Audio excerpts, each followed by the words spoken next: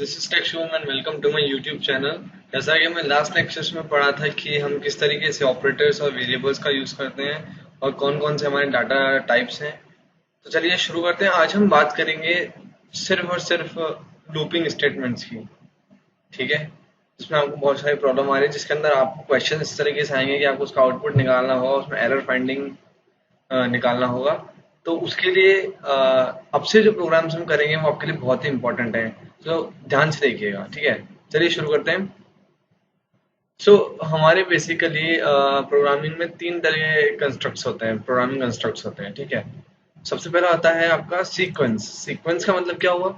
Sequence wise, पहले ये हुआ फिर ये हुआ फिर ये, ऐसा सीक्वेंस वाइज चलेगा। ठीक है, मतलब अगर पहले स्टेटमेंट वन है, ठीक है, स्टेटमेंट वन है, टू है, थ्री है, तो क्या होगा? पहले स्टेटमेंट वन रन होगा, उसके बाद टू होगा, उसके बाद थ्री होगा, तो सीक्वेंस वाइज चलेगा। ठीक है, इजी है।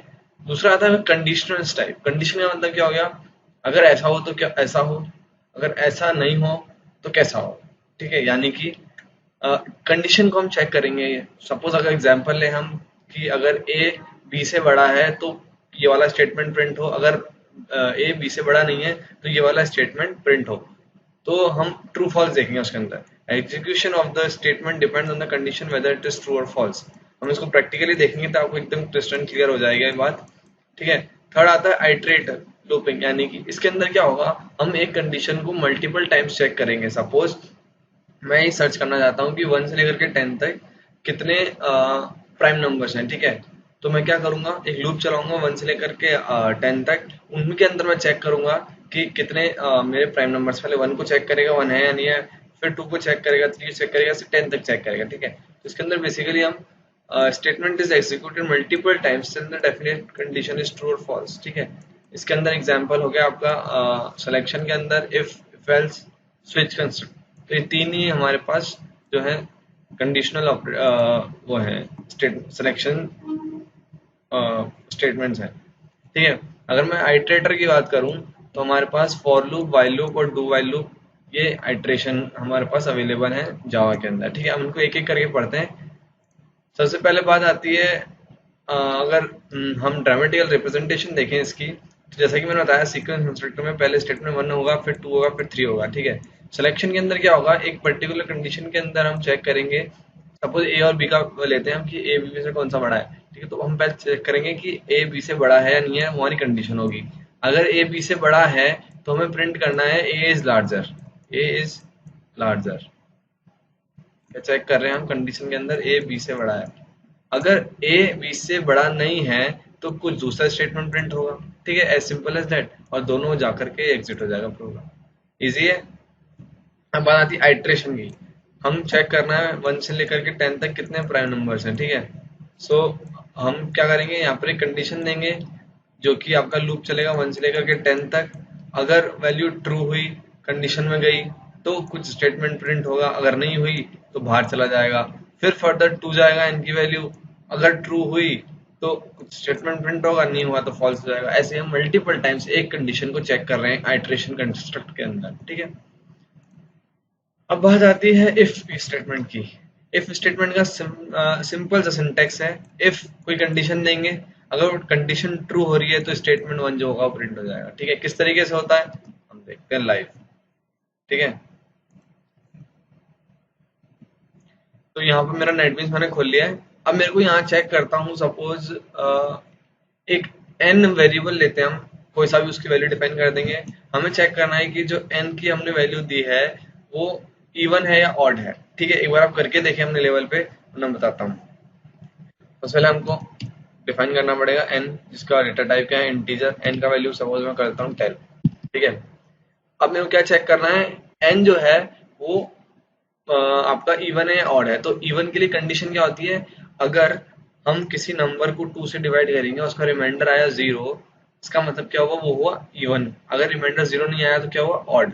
ठीक है, तो वही हम करेंगे। और हमें ध्यान पता है कि रिमाइंडर के लिए हम मॉड्यूलो फंक्शन का यूज करते हैं। N modulo by 2 is equal to 0। Equal to 0 के लगाया, हम चेक कर रहे हैं इसलिए इक्वल टू 0 लगाया। हम इनिशियलाइज करते हैं वैल्यू तो हम इक्वल्स लगाते हैं, हम चेक कर रहे हैं इसलिए इक्वल टू लगाते हैं। ठीक है, अब ब्लॉक में जाएगा, ब्लॉक में हम जे ऑप्शन पे इनका यूज कर लेता हूँ मैं।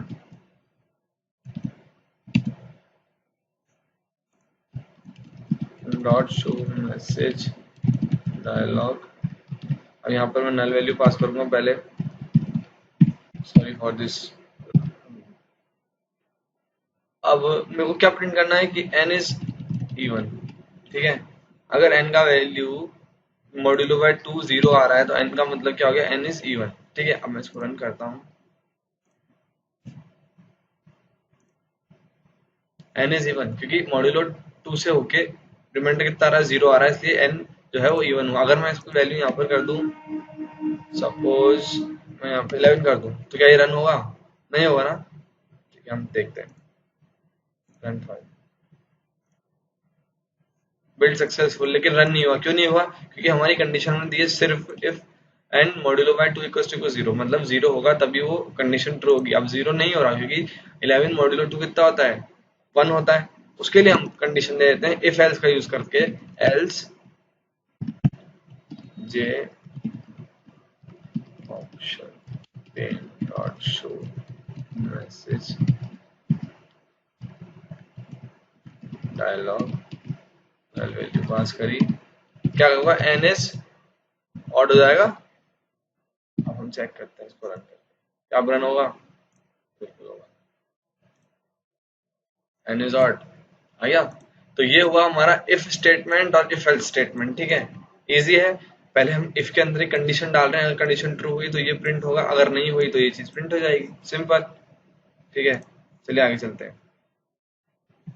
अब बात आती है इफ एल्स की। इफ एल्स जैसा कि हमने देख ही लिया कि अगर एक कंडीशन ट्रू हो रही है तो स्टेटमेंट 1 प्रिंट होगा, अगर नहीं हो रही है तो स्टेटमेंट 2 प्रिंट होगा। सपोज एक और प्रोग्राम बनाते हैं इसी के अंदर, मुझे चेक करना है कि बंदा जो है वो वोटिंग के लिए एलिजिबल है या नहीं है, ठीक है। तो पहले मैं इंट लेता हूँ, एज को फिक्स कर देता हूँ 22 सपोज, ठीक है। अब मेरे को क्या चेक करना है, उसकी एज 18 साल से बड़ी है या नहीं है। अगर बड़ी है तो एलिजिबल है वोट के लिए, अगर नहीं है तो वोट के लिए एलिजिबल नहीं है। If age is more than 18, more than equals to 18 भी हो सकती है, तो इसलिए more than equals to 18 use करेंगे। अगर है ऐसा तो क्या प्रिंट होगा आपका, ये option pane dot show message dialog, null value pass होगी पहले, फिर आएगा आपका क्या, यू आर एलिजिबल वोट, ठीक है। अब अगर उसकी वैल्यू 18 से छोटी हुई तो क्या करेंगे, एल्स में जाएगा, के अंदर हम लिख देंगे कि you are not eligible, you are not eligible. चलिए रन करते हैं इसको, you are eligible to vote, क्योंकि 22 18 से बड़ा है। मैं यहाँ कर देता हूँ 12। अब क्या आउटपुट आना चाहिए, you are not eligible to, as simple as that. If else का भी हमने देख लिया कैसे होता है, ठीक है।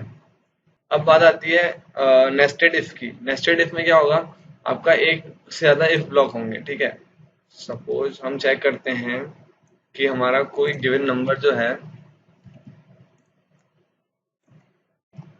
इंट लेते हैं हम, int num is equal to 5। हमें चेक करना है कि नंबर जो है वो पॉजिटिव है, नेगेटिव है या जीरो है, ठीक है। तो हम क्या करेंगे, सबसे पहले इफ कंडीशन लगाएंगे। इफ नंबर जो होगा अगर जीरो से बड़ा हुआ, जीरो से बड़ा हुआ तो हम प्रिंट कर देंगे क्या कि नंबर इज पॉजिटिव होगा। अब क्या होगा, सो नम इज अगर जीरो से बड़ा होगा तो हमने प्रिंट कर दिया पॉजिटिव है, अगर नहीं हुआ तो एल्स चलाएंगे हम। अब इसके अंदर क्या करेंगे, if num is equal to zero, sorry, num is equal to zero, then हमें प्रिंट करना है क्या, नंबर इज जीरो, ठीक है। लेकिन अगर ऐसा नहीं हुआ और नंबर क्या हुआ, नेगेटिव हुआ, तो हम सीधा सीधा डाल देंगे एल्स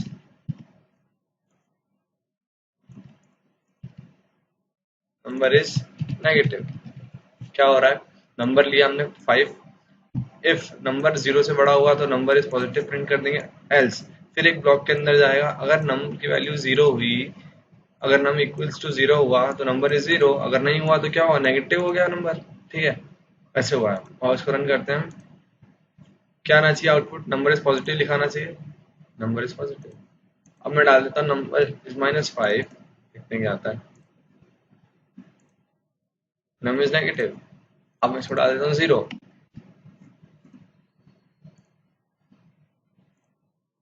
क्या है, number is 0, as simple as that. ठीक है, तो ये बात हो गई आपके नेस्टेड इफ की। आने वाले लेक्चर में हम बात करेंगे नेस्टेड इफ एल्स स्टेटमेंट्स की, ठीक है, और कंडीशनल स्टेटमेंट्स की। तो मिलते हैं नेक्स्ट लेक्चर में, तब तक के लिए जय हिंद।